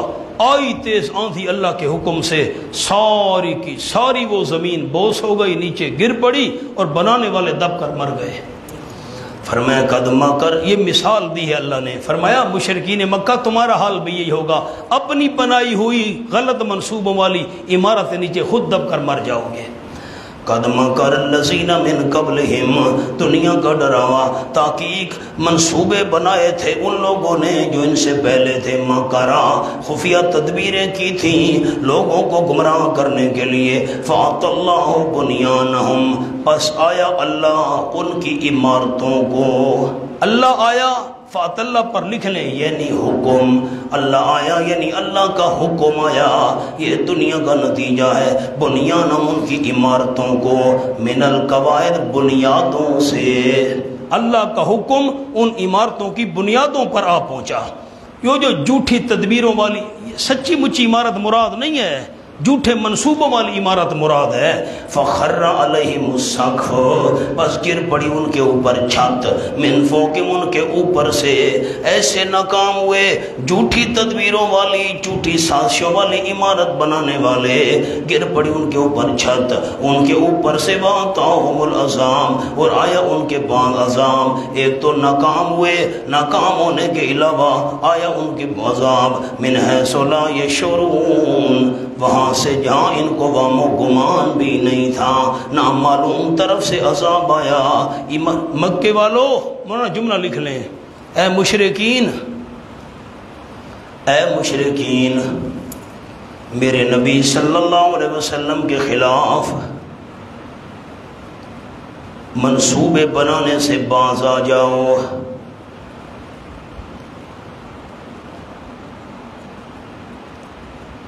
ورنہ تمہارا ہر منصوبہ تمہاری ہی تباہی کا باعث ہوگا۔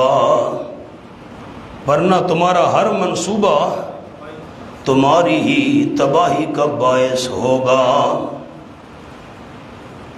سبحان اللہ۔ ثم یوم القیامت یخزیہم، ثمرہ اخروی آ گیا، تخویب اخروی، پھر قیامت کے دن رسوا کرے گا اللہ ان کو۔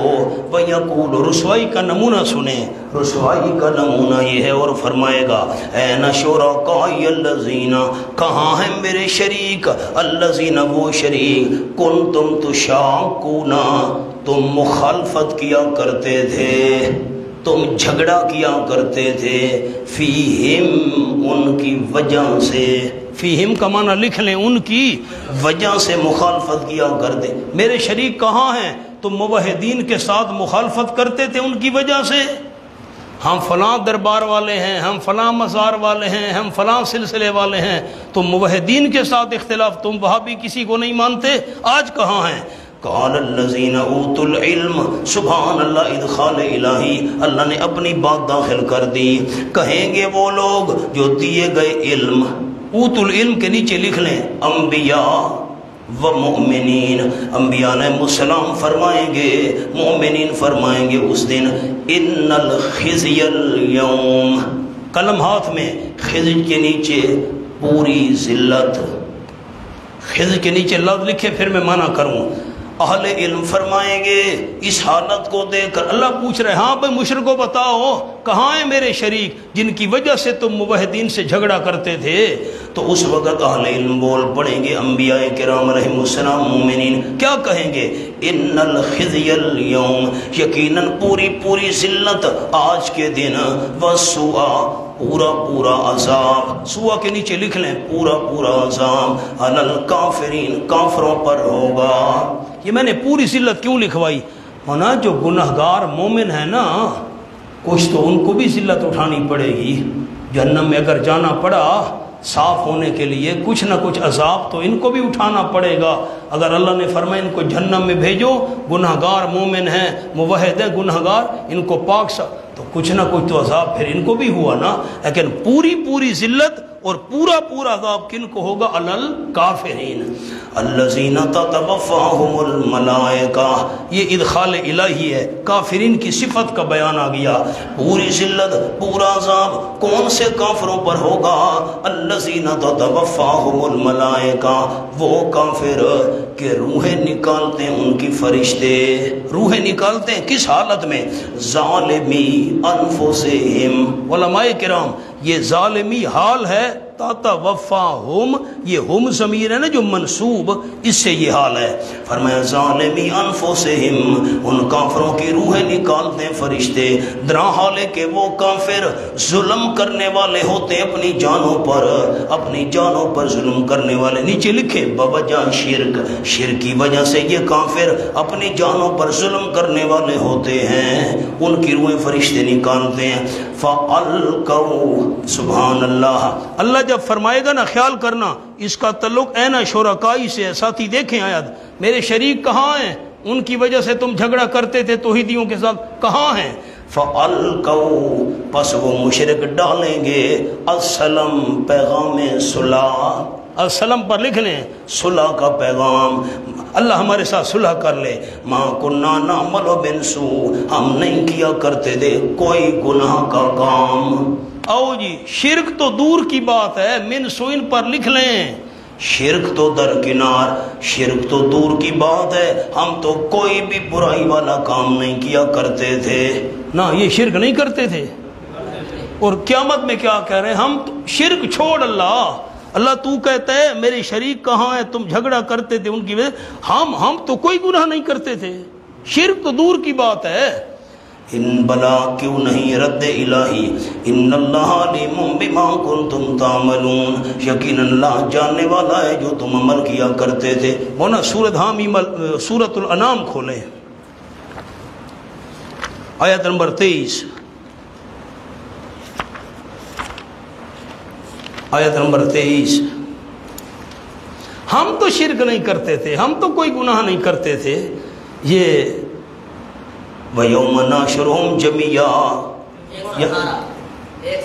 118 جس روز ہم جمع کریں گے ان تمام کو، ثم نقول، پھر فرمائیں گے ہم ان لوگوں کو اشرکو جنہوں نے شرک کیا تھا، مشرکو این شرکاؤکم، کہاں ہیں تمہارے شریک، الذین کنتم تدعون، جن کو تم سفارشی خیال کیا کرتے تھے، یہ چھڑائیں گے، آج کہاں ہیں، ثم لم تکن فتنتہم، پھر نہیں ہوگا گندا جواب ان مشرکوں کا۔ حضرت صاحب مانا کرتے تھے وہاں والے گندا جواب، مشرکوں کا گندا جواب، اللہ مگر یہ کہ انکارو، وہ کہیں گے، مشرک کہیں گے، واللہ اللہ کی قسم، ربنا جو ہمارا رب ہے، اللہ کی قسم، ما کننا مشرکین، ہم تو مشرک نہیں تھے۔ او یہ مشرک نہیں تھے مولانا، نہیں تھے، مشرک تو تھے، یہاں بھی یہی کہہ رہے ہیں، ما کننا نعمل من سوء، نہیں کیا کرتے تھے ہم کوئی گناہ کا کام۔ ادھر کہہ رہے ہیں شرک نہیں کرتے تھے، یہاں بھی کہہ رہے ہیں کہ ہم کوئی برا کام۔ مولانا شرک کو انہوں نے گناہ سمجھا ہی نہیں تھا، شرک کو گناہ سمجھا ہی نہیں تھا، سبحان اللہ، شرک کو انہوں نے گناہ سمجھا ہی نہیں تھا، شرکیہ اعمال کو گناہ سمجھا ہی نہیں تھا، اس لیے انکار کر رہے ہیں۔ دربار، مزار، سجدے، طواف، نظر و نیاز، منت، اس کو گناہ سمجھا، ہم نے تو کوئی گناہ نہیں کیا۔ بلا کیوں نہیں، رد الہی، یقین اللہ جاننے والا ہے جو تم عمل کیا کرتے تھے۔ فادخلوا، تخویف اخروی، آخرت کا ڈراوا، داخل ہو جاؤ تم ابواب جہنم، جہنم کے دروازوں کو، جہنم کے دروازوں میں سے چلو نا اندر، ہمیشہ رہنے والے ہو گے تم اس جہنم میں۔ فلبئس مثوى المتکبرین، البتہ برا ٹھکانہ ہے آکڑ کرنے والوں کا۔ آخر دعوانا ان الحمدللہ رب العالمین۔